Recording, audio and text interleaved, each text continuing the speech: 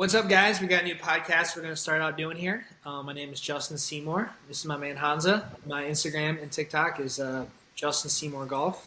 Honza, you go ahead, plug yours. Yeah, I'm Honza Golfs on Instagram and on YouTube. Cool. Well, hope you guys enjoy and stay tuned. That was awesome. You're a natural. Thank you. You should do like a narration for like National Geographic. Like I'd love that. Love to have you like do like an intro to like a shark attack, like a shark eating like a seal. Oh, my God, his leg. Oh, he got his leg. And like and subscribe. I got All very right. used to talking to the camera a lot just by recording videos. Yeah, dude, for sure. At the For beginning, I sure. was not. I was not very good. But you just get used to Uh, it.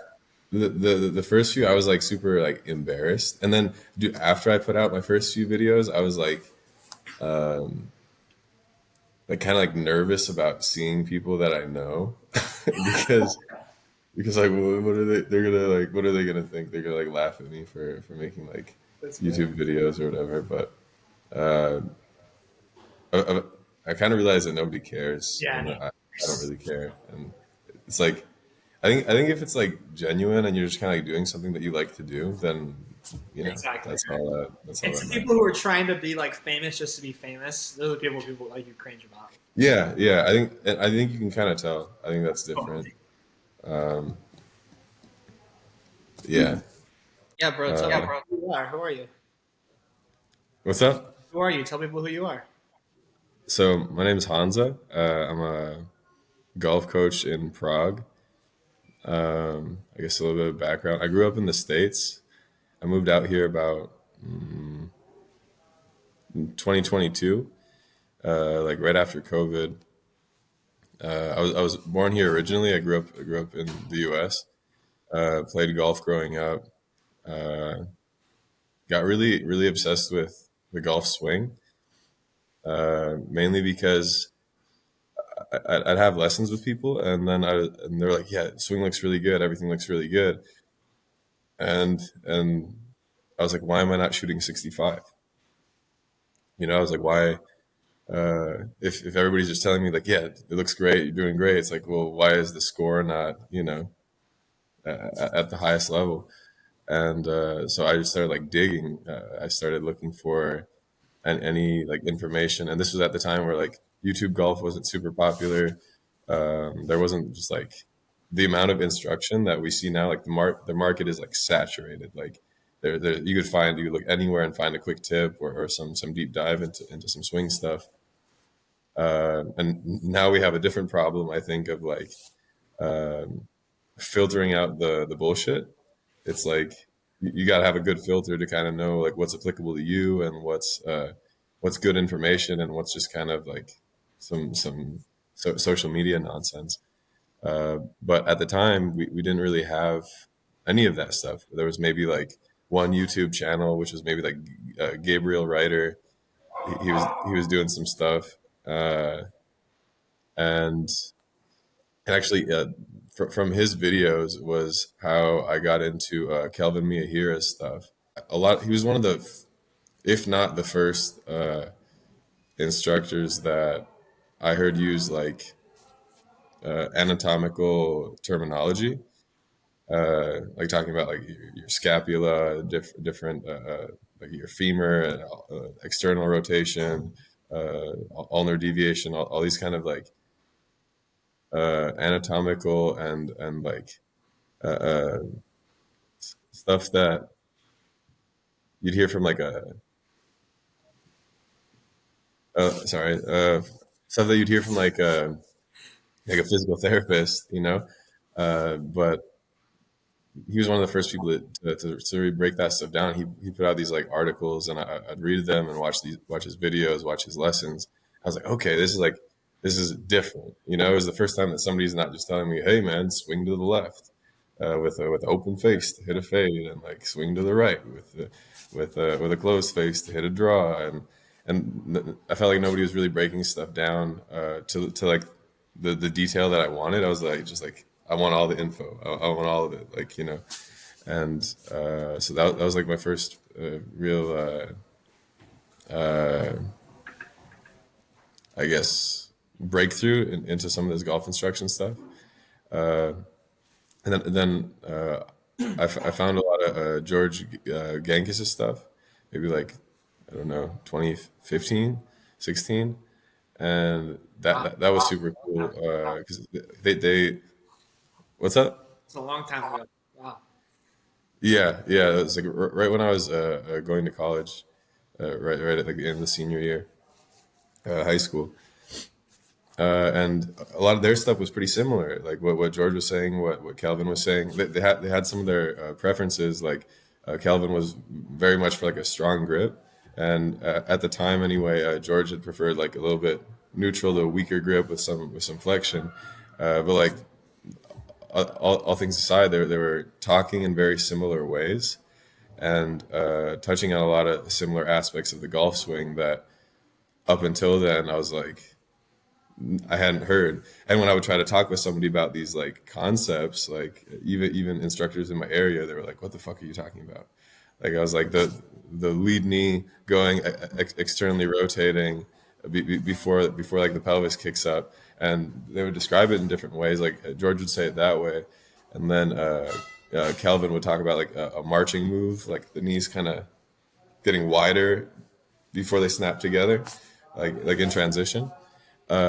And I would try to like bring these concepts up with like instructors in the area. And they were like, "What?" They had no clue what the fuck I was talking about. How many different instructors did you go between? Was it just one or two, or like, did you kind of hop around a lot? You mean when it came to like learning this stuff from like Yeah, George and Kelvin and this kind of stuff?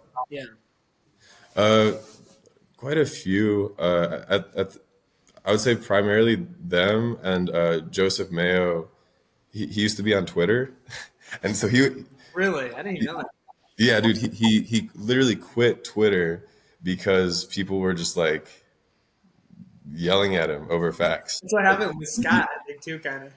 yeah, so you know how like Joseph Mayo, very blunt, very much like, Yeah, hey, this is what it is. I Twitter's. have measured it. Here's the measurements. Like that's it. And people would just be like, "You're fucking wrong. Like you're an idiot." And he's like, "This dude clearly like knows what he's talking about." Like, and it was just he used to post a lot of full swing stuff. Lately, it seems like he's been a lot more about short game stuff. It didn't used to be that way. He talked a lot about. I remember at the time like flexion of the lead wrist, and how a lot of good players do it. How it's not a bad thing to have flexion. 2015, this is a crazy fucking concept. Okay, like flat wrist. You know, like anything other than that is crazy. And he's like, well, look at this guy. Well, look at this guy. Well, look at this guy. Look at Brooks. Look at DJ. Look at whoever.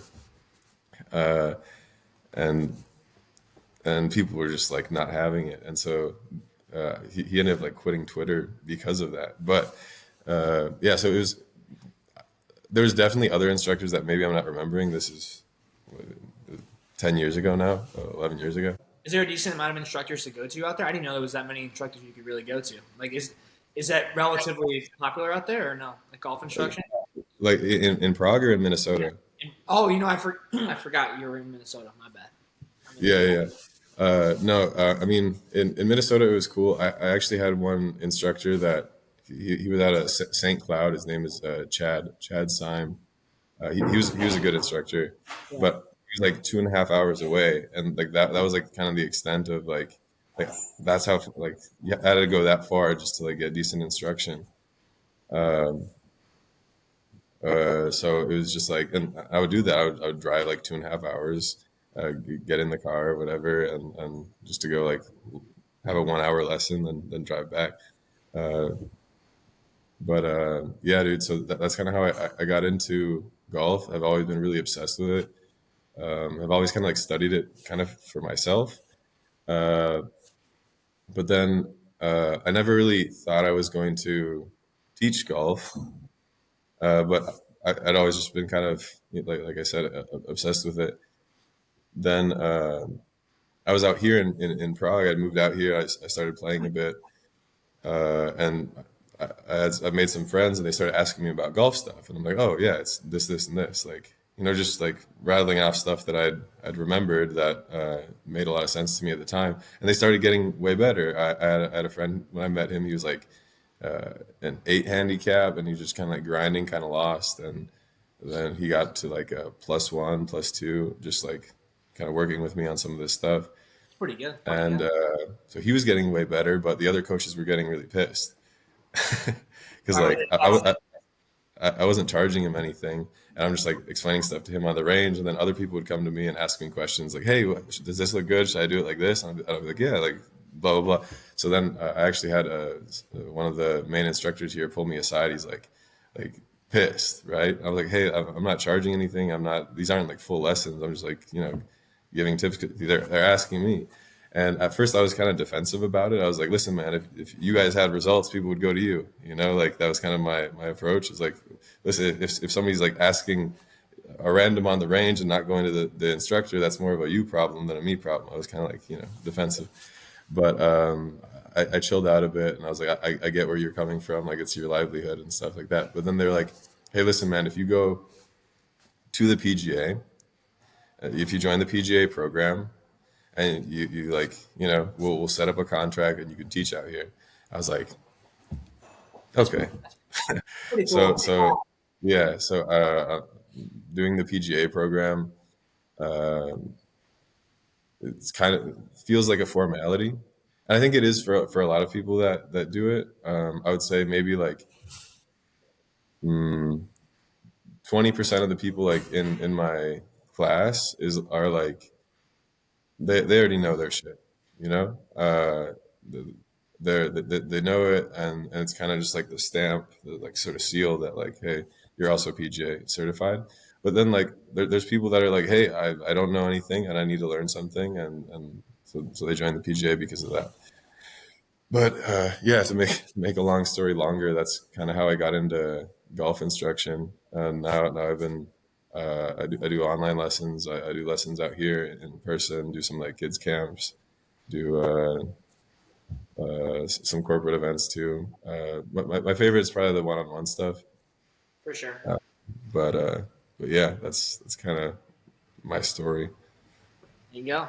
I didn't What know about that. you? That's cool. What about you? Who are you, Justin? Well, I just don't know what I'm talking about most of the time. But I, so basically, I started off golf when I was a kid, what, 7 or 8. I remember my first round I ever played was at my aunt and uncle's wedding, and I think I was about 7. And I remember also being asleep underneath the table at that wedding as well. Not because I was too drunk, I was just as tired, obviously, as a kid. So it's just funny little memories like that, right? But anyways, so just kind of immediately started just loving golf and just trying to play as much as I could as a junior. Where I grew up, outside of Chicago, so Wheaton, Illinois, is where I grew up, and there's a course called the Cantina Youth Links, and all the kids like my age or like my friends, there was this thing where you could get what was called like a what was it called, a certification. So basically, you were allowed to go there without an adult. Like you could just go like play, and like as long as you had this card, like you could be unsupervised on the course. So you take a little class that was basically like, hey, like don't tear up the greens, make sure you keep up pace of play, and Mhm.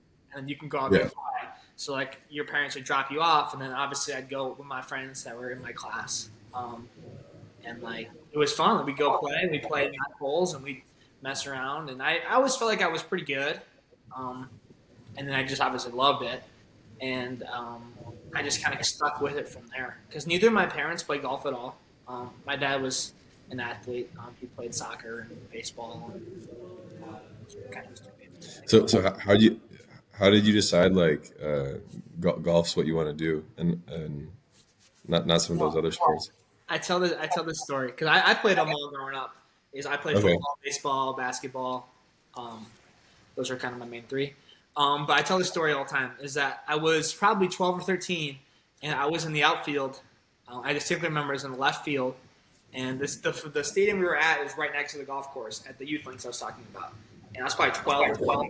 And I remember that we were in extra innings, so the game was like close. I was saying it was like extra inning game, and it was like I don't remember the exact time, but it was like 2 o'clock.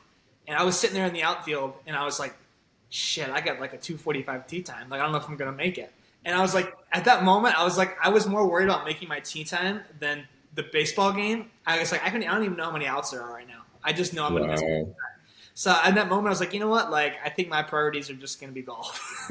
It's actually kind of funny, Wow. to think like that, but that is how I thought. Um, That that that's really like introspective and like really deep for like you said you were 12, right? 13. Yeah, 12 or 13 probably. Isn't Wow. that Yeah. That's yeah? awesome. But so then I quit baseball, and that was the main one that I did. I mean, I love baseball. It was fun. It's just you'd play all summer, and it's like, and you have like the whole thing with baseball swing and golf swing, and like it was funny. I was always the opposite. Most people swing golf swing like a baseball. I swung Mhm. baseball like a golf. Like I would like the way my swing worked. It looked more like a golf swing with my legs and like the way that my hands worked. I always had like my hands were always super forward, so I'd always Mhm. go to an opposite field hitter. Because like you get shaft playing in golf too. Like it's funny. It's funny how that works. And like my foot, I'd always like push off like a golf. I wouldn't push off like a baseball player. So I was kind of the opposite, which is kind of funny. Maybe I was destined to be a golfer, I guess. Wow. But Wow. but anyways, so I was like, you know what? I played. I remember for the first time I got in this tournament, and I was about that age, maybe 12 or 13, and there was a free tournament at this course near me called the Village Links. And it's like a free tournament. So I was like, you know what? I'm gonna go play. And my grandpa went out with me, and I played in the tournament. I don't remember how I did, but it was only like 8 or 10 kids. It wasn't a big thing. But there was just one kid that was in it, and he was pretty good. And like his dad was like, hey, like he plays in this thing called the IJGA, and he does tournaments. And I'm like, oh, that's pretty cool. Like maybe I should start doing that. So then like the next year, I started I started doing tournaments, and then So is the IJGA that's like Illinois? Illinois Junior Golf Association. Okay. Okay. Yeah. So then I got in some tournaments, and I sucked at the beginning. I was terrible. I like I would get so nervous, and I remember the first tournament I ever played in, and it was at Springbrook. You guys know Chicago, and I was on the tee box, and I was mid swing, and the lady that's supposed to announce your name, halfway through my backswing, she goes, "Oh wait," and then I top it, and she goes, "I forgot to announce your name." And I was like, that was my first swing of my golf career Oh my God. was Did it count? That my that it counted? That's the crazy. story interrupted me on my first swing ever as a tournament. And I made a 13 on that hole. And then I was Wow. so rattled, and I made a 10 on the next hole. And I probably shot Wow. 115. I was terrible. And then I was shooting like, I mean, when I would go play with my friends, I'd shoot 85, 90, but when I get in the tournament, I'd shoot terrible, and I couldn't figure out why. But then slowly, like, it got to the level where, like, I was able to obviously play as good as I could with my friends in tournaments. So, like, I went from shooting, like, I'd shoot 95, 90, 85, 80, and just, like, every year I got a little better. It was probably, Hmm. like, the higher, on the higher end, like, when at the beginning, there's probably 5 strokes, maybe lower end 2 or 3 strokes. But consistently, if you looked at me every year, from, like, 12 to 18, I got better by about 3 to 5 shots. So then by the time I was a senior in high school, I was pretty good. I wasn't anything like I wasn't breaking records really. I guess I in my high school I think I might have one, but I was shooting about pretty much 69 to 75 in every tournament I played in. Really, Yeah, never I won was any. I was the I was the same way. Like we would pretty much just shoot like in the 70s, and that was like good. If you shoot like 78, 9, not great. Then if you shoot like Yeah, low exactly, 70s, that was good. And then 80s, you were mad, sort of thing. exactly. That's exactly right. And then, but I was worried, not worried. I always didn't really know why I was in this phase where I also was mentally in a not very good. Um, I was just immature in a lot of ways, and I just didn't really. I I always thought that I was like really bad, and I thought I should be really good. I had a crazy swing. Like when I was out with Gankus in California this year, like I showed him my swing, and I was like, dude, like he's like, holy shit, like that thing's crazy. But like if you pause it at the right moments, it's not that bad. But my swing looked a little funky, but I didn't know any better. It was just my golf swing. So I just Mhm. swung, And then one of my buddies told me one day, I remember this, like, it's funny. I never told him this because I still see him all the time. But he said, you got a weird swing. Swing. And that kind of took me off. I was like, wait, like, I was like, I didn't think I had a weird swing. I just had my golf swing. You know what I mean? I never really like thought about Yeah, technique. yeah. And I was like 18. I never thought about it. I just swung, right? And then I was like, I wonder if I do have a weird swing. So I started recording stuff, and I started looking at stuff. And I was like, yeah, some of this stuff looks a little weird.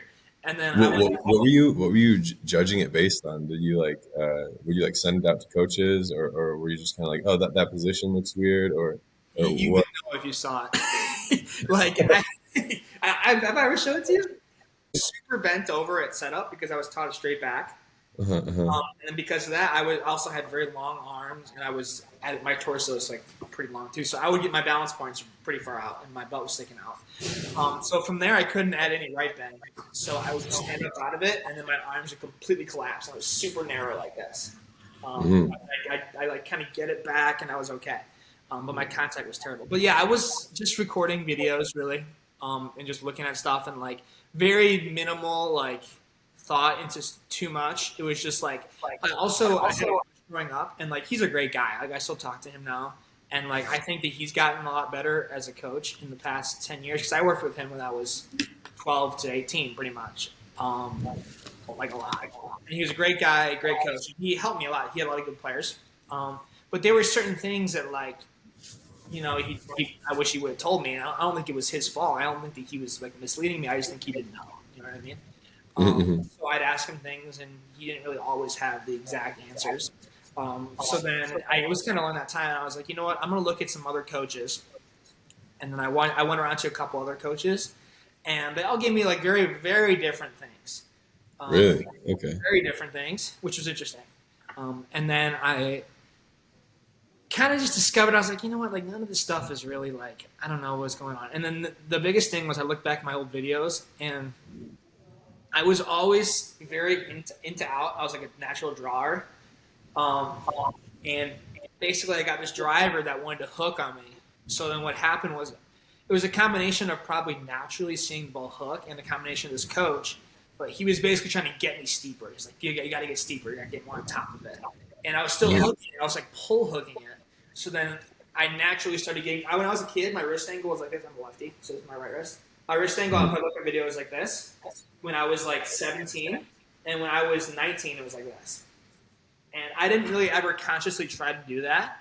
I think it was I saw the ball hook so many times that started happening. Plus, I also started to feel like I was vertically hinging it like this too.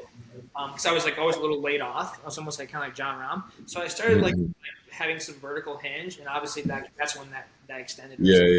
Play. So I remember I used to do this drill. I was trying to vertically hinge it. So basically, I was like, you know what? None of these coaches are really doing much. And I kind of lost my game at this point because I was a freshman playing in college. And I was like, okay. I remember my first 4 tournaments. I played in a very good team.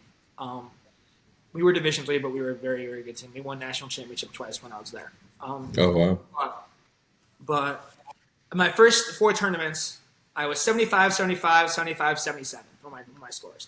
And like all my friends were shooting 72, 73, and I was just like, what's wrong? You know what I mean? And it really wasn't that big of a deal at the time because like I'm in a different phase in my life. Like I'm playing maybe a little longer courses.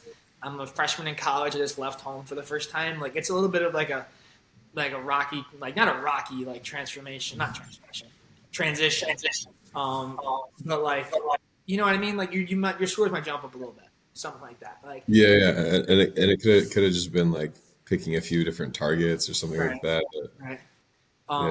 But then I was like, mentally, I was just not in the right place, and I started like, I was just the kind of guy who would freak out about stuff. You know what I mean? Like if I wasn't shooting when I wanted to. So if I was a lot more mature, and in hindsight, I should have been like, you know what? Like I'm probably not that far off. Like it's just a little bit of a rough patch. Stick with it. But instead, I was like, you know what? I got to make some changes. Like, I'm going to change some stuff, and let's just see what happens. So I was always a pretty decent, like, short gamer and putting. Like, I was, like, decent. Nothing great, but, like, I could always do it. So I was like, you know what? I'm going to dedicate most of my practice to long game, driving and irons, because I knew that by my stats, that was what was hurting me. And I spent less time on my putting and chipping. So then what happened was I started working on things in my swing, and I was doing the wrong stuff. So I ended up getting the ball, or started hitting the ball worse, and my putting and chipping got worse because I was not practicing as much. So So then what were you working on at the time when you said you were working on the wrong stuff? my swing was very similar to like almost like John Rahm, honestly. Um, when Okay. I would whip it way inside and I was super laid off, and then it would start to steepen, and then I'd tilt behind. That was my swing. Okay. So I stopped trying to whip it inside, so I started adding more vertical hinge, and then I'd take that up to the top. But I didn't realize how bad this was to have. So then I just go up there. So I'd go like this. These are the rehearsals I do in college. If you can see this on video, is I would go, okay, here, and then swing. And I try to get steeper because I was over the plane. So basically I was almost trying to like, in a position where I was trying to like, I had a lot of things that like a lot of slices of the ball would have, right? It was like a over the top sort of move and like the wrist like this, and it wasn't in my Mhm. DNA at all. So I would start making that move, but then that wasn't what my body naturally wanted to do. So then occasionally the hook would come out, and then I'd have a slice and I'd have a hook, and then I was just done. Like I can't play, right? Yeah, yeah, yeah. So that was what happened. And I started shooting like in the 80s. So I was like holy, like not good. You know what I mean? So Mhm. so then my sophomore year, I was just in a position where I was like, obviously, because golf was all I cared about, and like I like lost it. You know what I mean? So I took like a semester off um, of college, not school wise. There's like obviously staying in school, but I took a semester off of like college golf. Like, I just kind of chilled out for a little bit. But still was like obsessed with golf, obviously, and was like I would hit balls for hours still, like just trying to figure this stuff out. Looking through Instagram, online, mostly YouTube, probably. I saw Gankis's stuff, and I was like, at first I was like, what is this? Like this is kind of crazy. But then Mhm. his stuff kept popping up on my page, and then I was like, you know what? I'm gonna try some of this stuff. And then I tried it, and some of it worked. I was like, oh wow, that's actually pretty cool. And maybe not even that it worked so much is that he was, like you said, he was talking about the swing in a very anatomical way, and it was a way that I actually like related with and understood. Mhm. I Mhm. watched the videos. I felt like most coaches, whenever you'd watch a video on Instagram or YouTube, you'd leave with more questions than you had at the beginning. And with George, he was the only one that I watched where I was like, at least he's given me some answers at least. Um, Yeah. Yeah, yeah, yeah. I at see least that. I'm starting to understand some stuff at least. So then Mhm. this was kind of about the time of COVID. So basically, COVID happened, everything shut down, and I was like, you know what? Like, I'm just gonna spend like all this time like trying to like work on certain things, and like I couldn't work on my golf swings, so I just watched videos. So I literally watched videos 8 hours a day. Like it was absurd.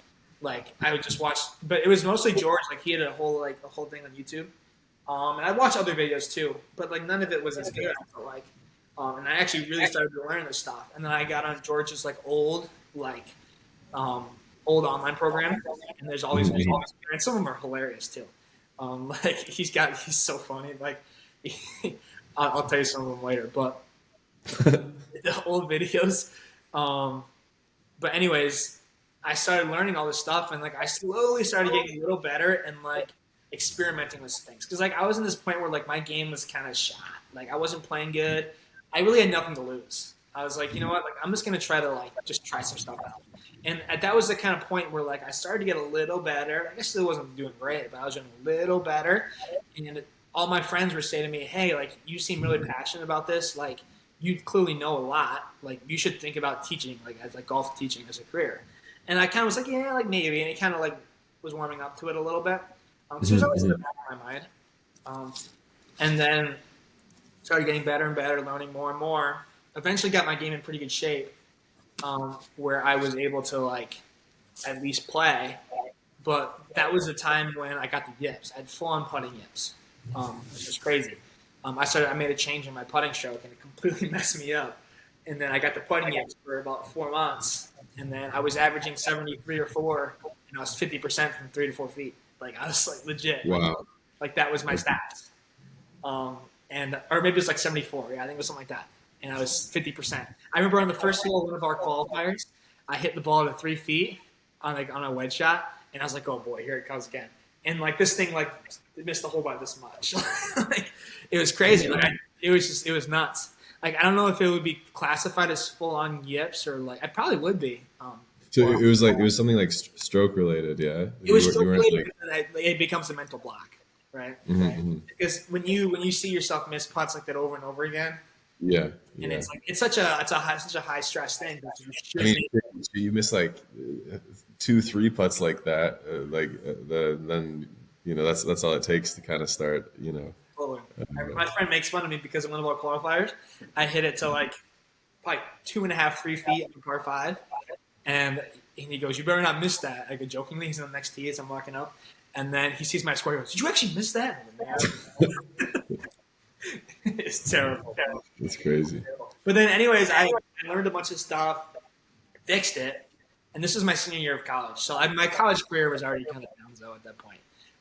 And I was, but then like my senior year, I fixed the wet yips, started putting pretty good actually, and then ended up getting like top 10 in our home tournament, our college home tournament.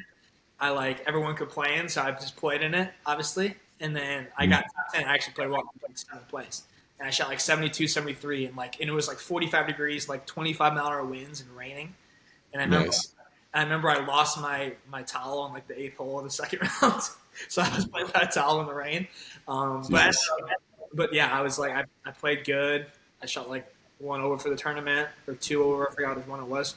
Putted well, like 2 strokes putting per day. I was like, okay, like, this is actually pretty good. And then but I was obviously at the point where like I wasn't as good as the guys who were going to play pro. So I was like, well, I got two options. I could either get a corporate job or I could just try to do this golf stuff. And like, you know what? Like I'm at the point in my life, like you might as well give it a shot. Like you might as well start teaching. So then I was like, I would do camps at the golf course that was near my house, and the pro there who was very helpful. He was like, hey, like if you do these camps, I'll let you teach your own lessons in the afternoon. And I'm like, all right, that's sick. Like, so I would do the Nice. camps in the morning, and then I would do lessons in the afternoon. And I did that for a summer, and then just slowly started building up clients. And then I would just post videos a ton. It's like 2022, and then I was just posting a ton of videos. And eventually, I got like a decent amount of traction, a decent amount of people coming in for lessons. So then all of a sudden, I started building this thing where had people coming in for lessons, and it just kept growing and growing from there. Kept learning. Awesome. What percent now would you say you have? Is the split of online and in person lessons for you? That's a good. I'd say it's probably 80-20 in person versus online. And would you say most of those come from the social media posts that you make? Then people like DM you like, "Hey, I want a lesson," or like, what's the funnel look like? I would say for online, it's pretty much 100%. Obviously, because anybody that I know personally or like is word of mouth, they're usually local. So it's pretty much 100% online for that sort of thing. Unless I have like somebody who moved or something, which happens sometimes. And then it's probably 70, 80% social media based, my new clients for in person. Although when I moved down here to Texas, so for you guys who know, I'm near Fort Worth, Texas now. I just moved less than a month ago. And the cool thing is the course has members and everything. And there's like a group of people who always are out there, so they've been taking lessons. So it's been a lot more like word of mouth and people around, which is cool. Yeah, what's that been like? Before that, you were in Chicago, uh, and what prompted the move? Chicago's great. It's just the problem is there's a couple things. It's like number one, it's hard to find a place to teach really. A lot of the courses there are like Park District, or they're like they have their own academy, or it's like it's not always super easy to find a place. The other thing is there's winter there, so like for what I mean, November through March, it's pretty bad outside. You can't really do much. So it's like the problem isn't I have to go to indoors, and that's just not as good. So I Yeah. was like, you know what? I'm gonna move somewhere down south and do something a little more year round. And, all right, guys. So thank you guys for listening, and I know you guys are probably sick of listening to us talk about ourselves, but hopefully we got some some cooler episodes on the way. So we'll think about some new topics to talk about. If you guys have any topics, send us DMs or message us or whatever. Love to hear what you guys have to say. And we'll get some guests on too. If you guys have any ideas, we'll get some guests going. And yeah, we'll get a good time. Justin Seymour Golf is my Instagram and TikTok. I'm sure Kevin made ones. Honza, you can go ahead and say yours. Honza Golfs on Instagram and YouTube. Yeah. Cool. Well, thank you guys for listening, and talk to you guys soon.